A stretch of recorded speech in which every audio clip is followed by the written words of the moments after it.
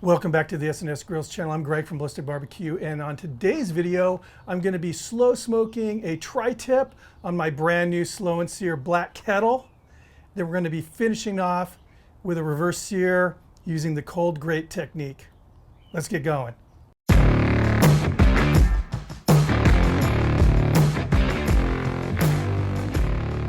And here's that tri-tip. This is about 2.5 pounds of USDA prime tri-tip. Now when I purchased this tri-tip, it had already been trimmed, but if you get an untrimmed tri-tip, you want to just make sure you remove most of the fat off the surface and any silver skin, raggedy edges, just to kind of clean it up a little bit.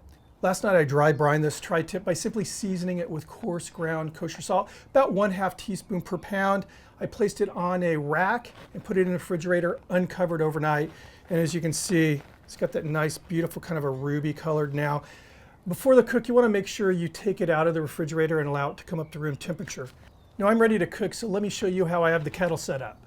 And here's the setup I'm using today. I've got the Slow N Sear charcoal basket in place along with the dripping griddle. I have 25 lit briquettes in the Slow N Sear charcoal basket. I'm going to put a little hickory in here. Put that tri-tip on the indirect side. I'm going to be using the S&S 500 to monitor this cook.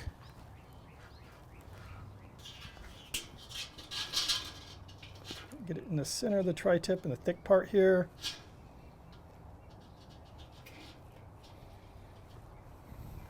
Get the kettle lid on with the damper over the meat. I'm going to open this up about 1/3 of the way.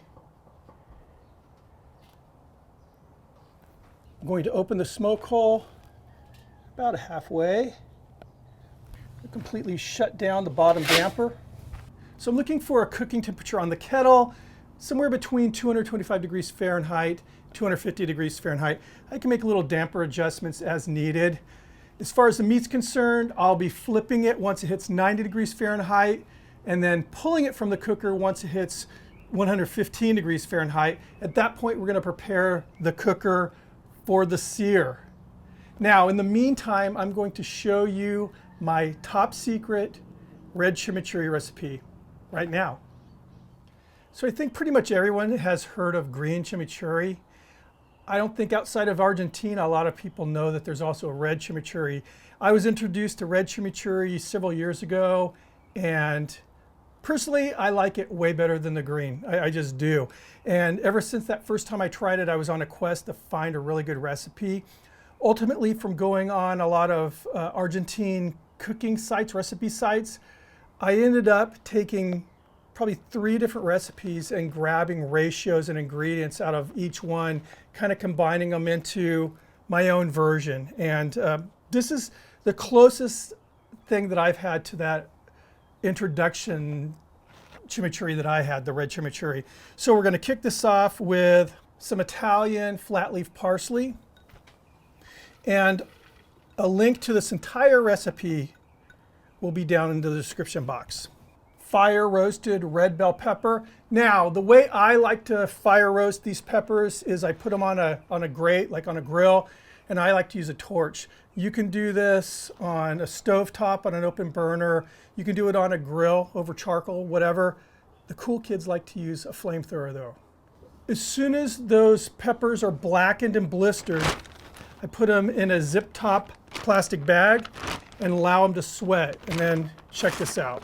Take the pepper out of the bag, obviously, a wad of paper towels, and then you just wipe the skin right off. I like to wear gloves, just to keep my hands clean. And don't get too hung up on getting all the black charred bits off. A little of that in your salsa or your chimichurri adds a little bit more flavor and I think some character too. Once all this char was off, I basically just cut the peppers in half, removed that big clump of seeds, and then chopped it up. And those peppers had escaped. Some chopped shallot, chopped garlic, some chopped red Fresno chilies. This is what a Fresno chili looks like. You can use any type of red hot pepper you want, ripened jalapeno, Thai chili. And this is up to whoever's making this as far as the heat level. I'm using 2 of these, and I split them in half, removed the seeds and most of the seeds and the pith, and then just coarsely chopped it like that. Now at this stage, I'm just going to do a little bit of kind of chopping with my food processor before we start adding more ingredients.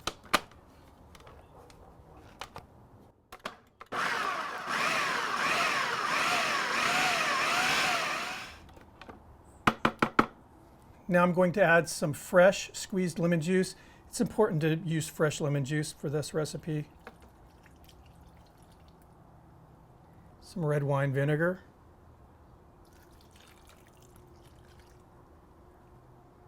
I have here some crushed red dry chili flakes, some smoked paprika, and some cumin powder.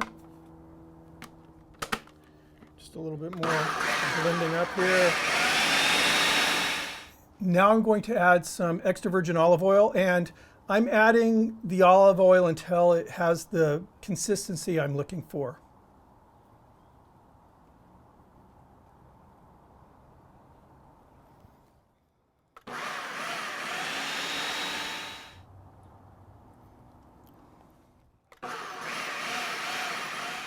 Going to add some kosher salt and some pepper to taste.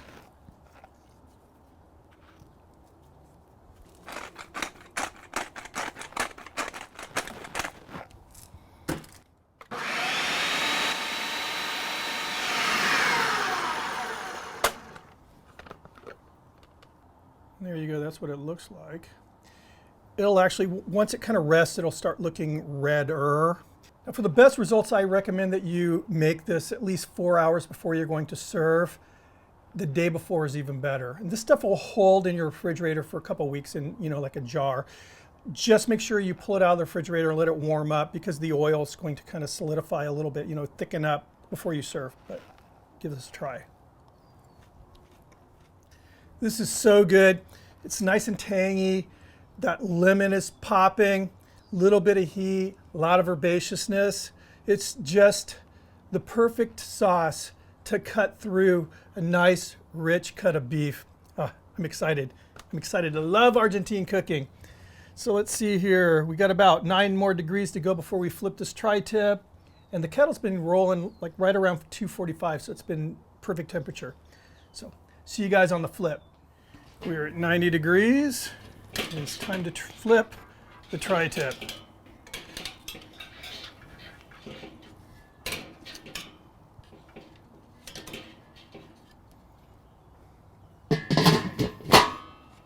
So now what I'm going to do is light up a chimney of charcoal in preparation for the sear. And again, I'll be pulling this at 115 degrees Fahrenheit. So the tri-tip is just hit 115 degrees Fahrenheit. Took about 55 minutes to do that. What I'm going to do now is pull it from the kettle, and we're going to start setting up for the next stage of the cook. Look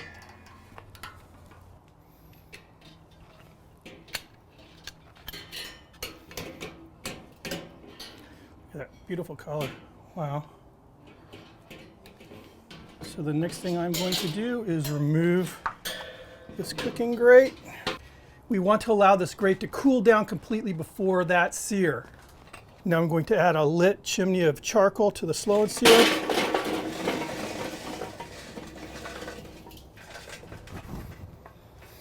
Coals distributed evenly here. And I'm going to fully open that bottom damper. Now as far as the tri-tip's concerned, I'm going to just blot off any extra liquid, any water that has evaporated to the surface. This will help with the sear. Going to drizzle on a little olive oil. It smells really, really good. Smell that hickory smoke. Some cracked black.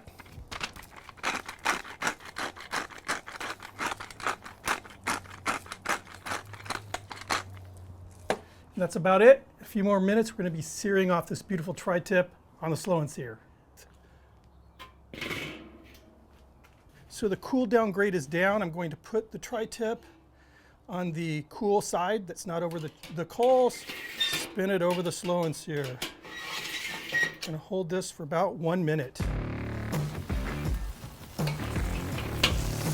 back onto the cool side. Spin it. Hold it for another minute. Back to the cool side.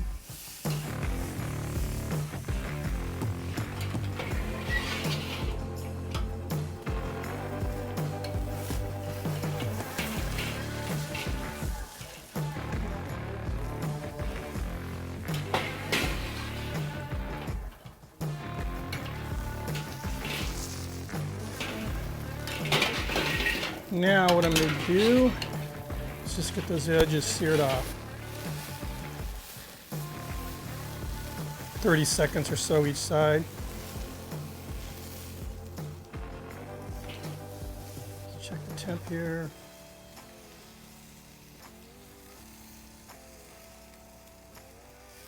Okay, we're temping out at 125. I'm going to pull this off the cooker, allow it to rest a little bit, and I'll give you guys a try.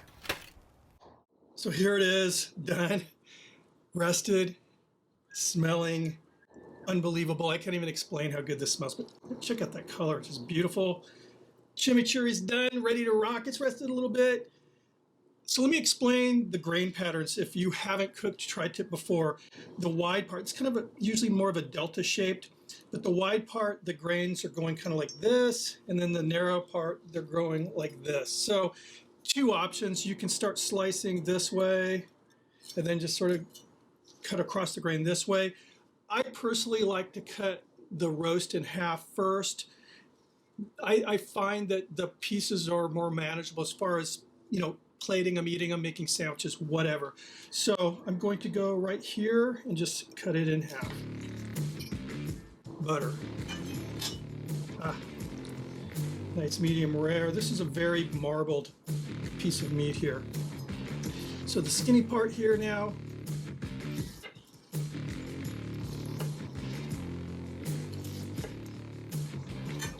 Like such. Set to the side. And then the wide part, I'm going to go this way.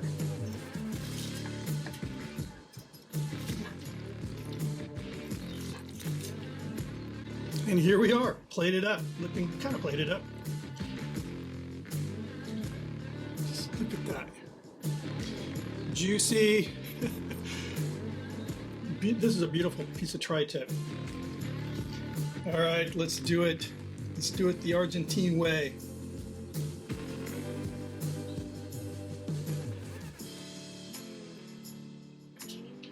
In Argentina, you'll see chimichurri on every table. It's like ketchup there.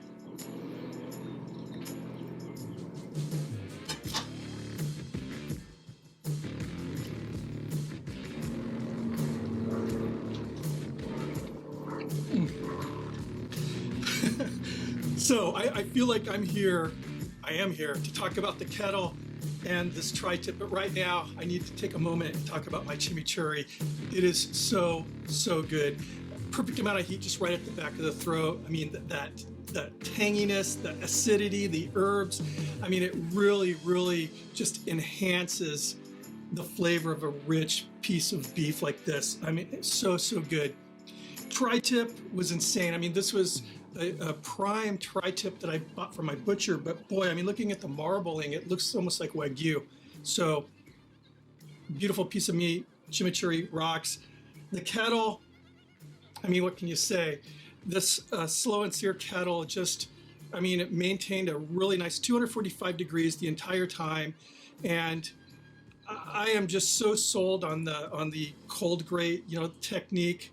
I do it all the time now whenever I'm cooking for the family. The meat has just the right amount of smokiness. It's not over smoked, but I mean, perfectly medium rare. It's just a wonderful cook, wonderful cooker. That being said, 2 zones are better than 1. They are. Thanks for stopping by. If you're not subscribed, please hit that sub button. Make sure you ring the notification bell and thumb up the video if you liked it. I hope you did. I will see you on the next video. Cheers.